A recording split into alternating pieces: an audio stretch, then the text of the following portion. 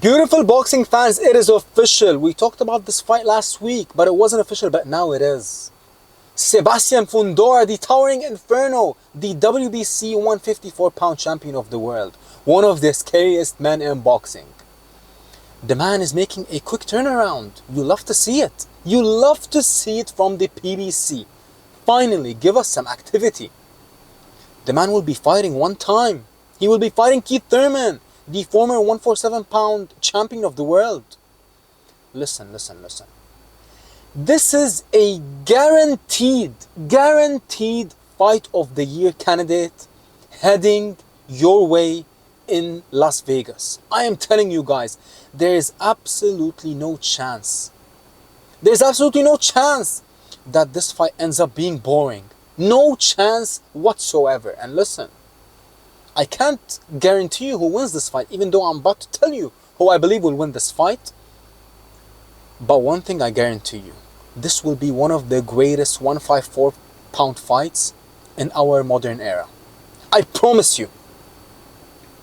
Let's talk about it. Let's talk about the champion first. The towering inferno Sebastian Fundora. Listen, I said this before and I'll say it again.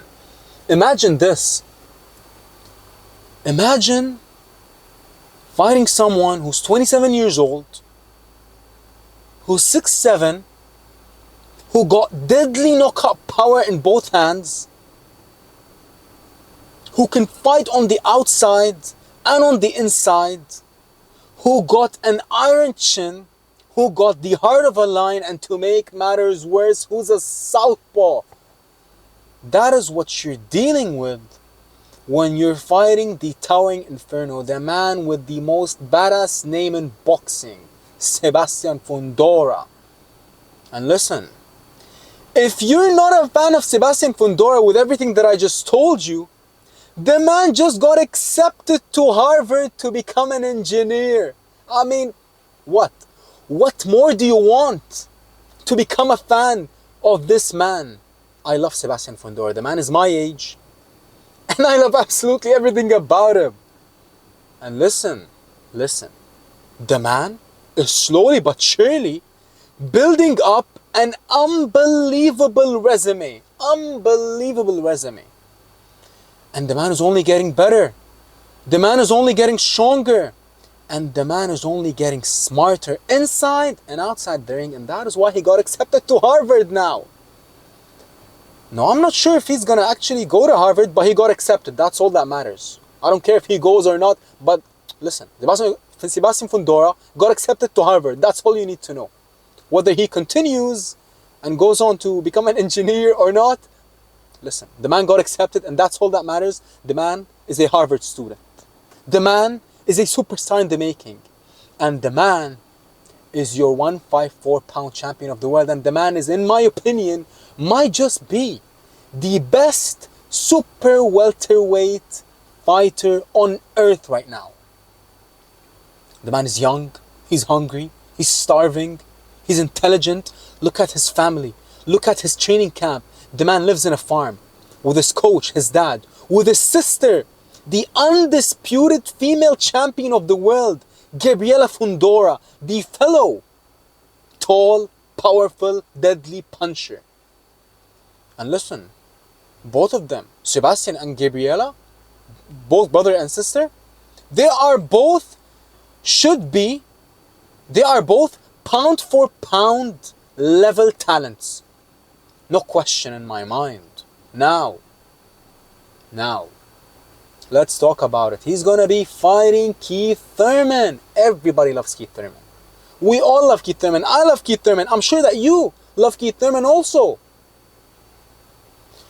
Now listen, let's talk about it. Keith Thurman, his biggest issue, his biggest hindrance when you talk about his career is the inactivity and injuries.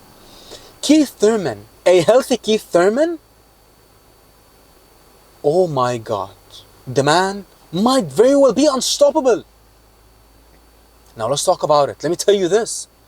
Keith Thurman is the closest thing to being undefeated without actually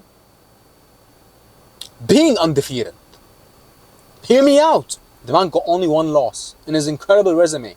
His only loss to Manny Pacquiao, one of the greatest fighters ever. And listen, that night, go back and watch that fight. That was one of the best Manny Pacquiaos in history.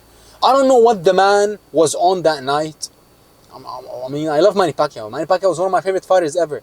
But the man must have drank rocket fuel before the fight.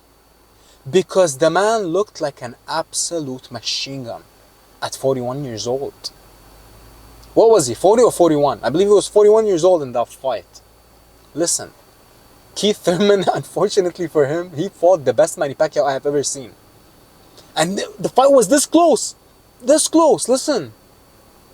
You can make the case that Keith Thurman won that fight, even though I scored the fight for Manny. But if someone comes up to me and tells me, hey, listen, I thought that Keith won the fight, I was okay. I would have been like, hey, completely understandable.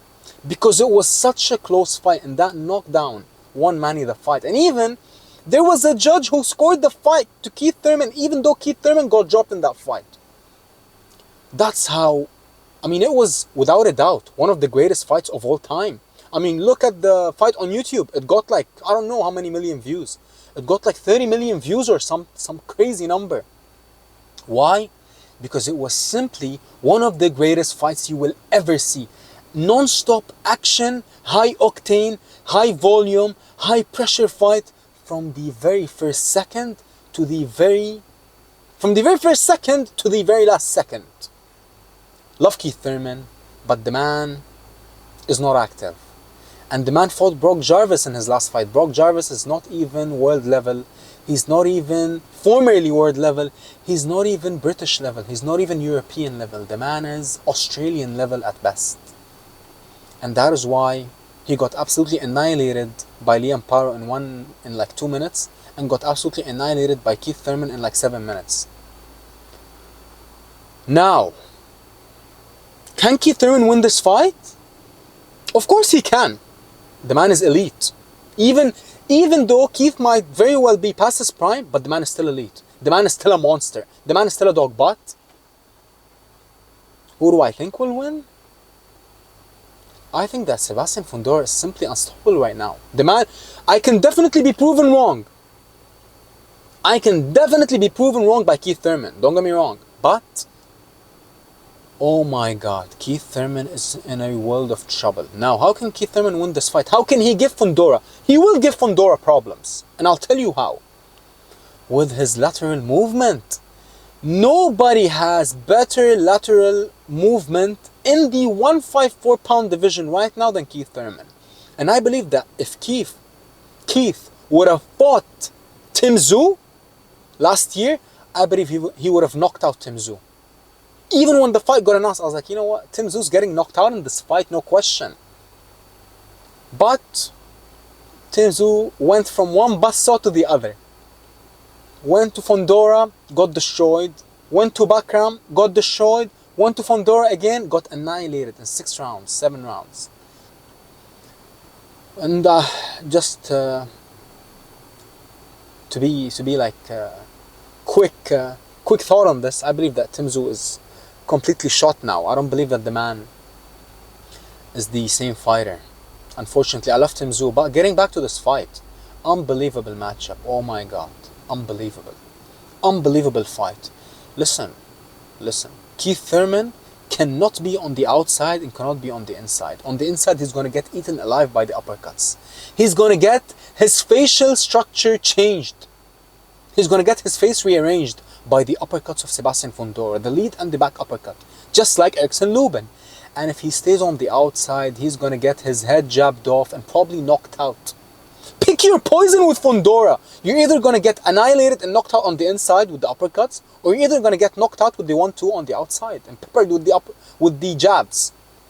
So, where should Keith Thurman fight this fight? In mid-range.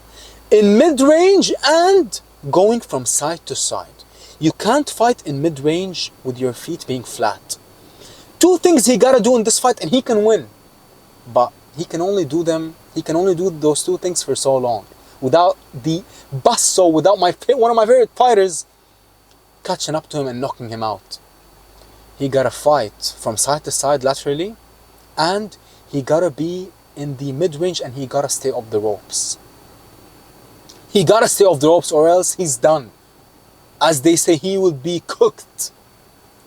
He would be absolutely cooked, barbecued, boiled, any term you can think of when it comes to getting cooked. Keith Thurman is in trouble, I believe. This is just my opinion, my humble opinion. Keith Thurman, I mean, listen. The man, like I said, he can definitely win this fight.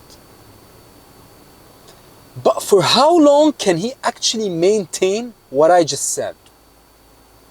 For how long can he maintain moving from side to side when you got this long, young, powerful man hunting you down with all the confidence in the world? Let's not forget, Sebastian Fundora, why is he keep getting better?